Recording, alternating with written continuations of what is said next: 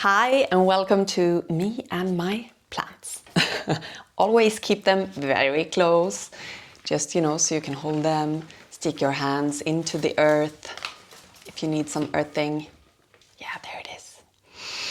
Okay, in this video I wanted to share my thoughts around how long it takes for a scar to heal. That's an interesting question that I get quite often. It's the same type of question as asking, how long is a rope? Well, which rope? In other videos I share about the 4 dimensions of health that Ellen Heed is talking a lot about, which is basically how we can look at scar tissue. So she talks about a biomechanical way on how the scar tissues are affected. It depends on our posture, on our fascia, if we have a very dense fascia, or if it's more soft and we might have a tendency to be hypermobile. That's one factor in the from the biomechanical aspect. There's another one, which is the biochemical, which is basically what you put in your mouth, what type of toxins are around you in your house, where you live, in the atmosphere, in the air, like all those things that come into our system and affects it. Then we have the emotional level, where actually new science is showing how emotions can get trapped in our fascia. It's so exciting to see what the new science is coming up with. And of course, if we have scar tissue in the fascia, any emotions trapped in that tissue that is so thick and dense will have a hard time to come out if you don't work with it.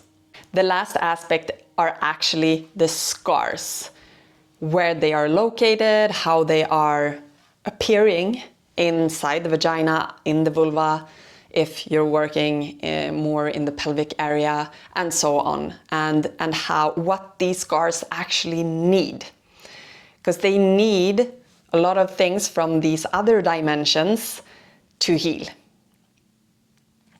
So depending on where we are at, what type of trauma have we experienced, what have we been eating, how are we living, do we experience stress in our lives, the biomechanical factors about posture, about, placement of our legs, our knees, our feet, because all of that will affect the pelvis, and so on. So there are so many factors, and this is such an exciting topic where we actually have a new program now over at MoonRise, where this wonderful practitioner and midwife, Claire, really creates a clear picture of how everything is connected. I can't really cover everything alone in this video. I can only say that it's a complex thing to answer. The only thing I know for sure is if you give a scar what it needs, based on all of these factors, it will heal. And scars typically heal by kind of coming back into the healthy tissue and just kind of dissolves and disappears. So that's what happens. Usually nothing comes out. Scar tissue doesn't fall out. It's more like it integrates back again into the healthy tissue. And this usually happens over time. So it's not like, boom, a scar is gone after you did some scar tissue remediation. That is not what is happening. But maybe a couple of millimeters, or even like 1% of a millimeter might dissolve when you integrate something, one component, to support the healing of the tissue and fascia in your body. So I hope this makes sense, and it doesn't mean that if you integrate a method to start to heal, it's a guarantee that it will start to heal. Maybe you need to start from the other end of the spectrum. Who knows? Only you know. And of course, if you have a coach, if you have a practitioner close to you who can guide you, that's going to be a lot easier if you have a lot of questions.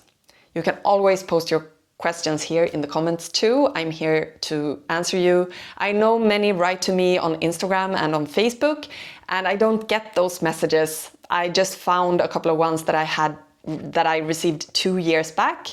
So I really recommend you to write any questions you have in the comments below, and take care of your scar tissue.